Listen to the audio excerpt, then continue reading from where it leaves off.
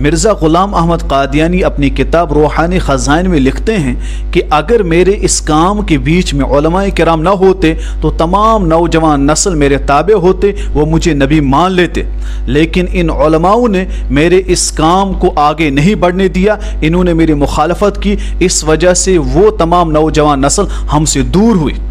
ذرا سوچئے مسلمانوں، ہمیں چاہیے کہ ان علماء کی قدر کریں، لیکن افسوس یہ ہے آج کل ہم جب بھی گالی دینی ہو ہم علماء کو دیتے، برا برا علماء کو کہتے۔ ہمیں یاد ہونا چاہیے اگر آج ہمارے پاس صحیح معنوں میں قرآن، صحیح معنوں میں دین، صحیح معنوں میں ایمان ہے تو اس کا سبب علماء جو انبیاء کے وارثین ہیں، جنہوں نے اپنی رات دن کی محنت اس کام میں لگائی ہیں، پھر لوگوں کے لیے دین کو صحیح طور پر بیان کیا ہے۔ جب بھی باطل نے کوشش کی کہ دین کو مٹانے کی، جب بھی گمراہ فرقے کھڑے ہوئے انہوں نے چاہا کہ ہم اس دین میں بگاڑ لائیں، جس طرح کہ مرزا غلام احمد قادیانی جیسا ملعون شخص جب اس نے نبوت کا دعویٰ کیا تب علماء سامنے آئے اور علماء نے اس تمام باطل عقائد کو، نظریات کو لوگوں کے سامنے کھولا اور کہا کہ یہ مرتد ہے، یہ کافر ہے اور بدترین غلیظ ترین انسان ہے۔ اس طرح کے جتنے بھی فرقے ہیں اس وقت علماء ہی ان کے ساتھ لڑ رہے ہیں، علماء ہی ان کو جواب دیتے ہیں، پھر جا کر ہمارے پاس صحیح عقیدہ،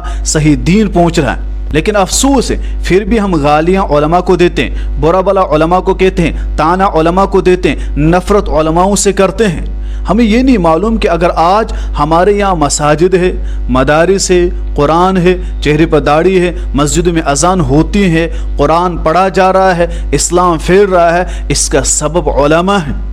یہ مدارس ہیں، مدارس سے فارغ ہونے والے علماء ہیں، لیکن افسوس یہ ہے کہ آج کل نوجوان علماء سے کٹ رہے ہیں، دور ہو رہے اور انہیں برا بلا کہتے ہیں۔ انہیں یہ نہیں معلوم کہ اگر علماء نہ ہوتے تو یاد رکھیں ہمارے گھروں میں، ہمارے معاشرے میں دین ہی ختم ہو جاتا۔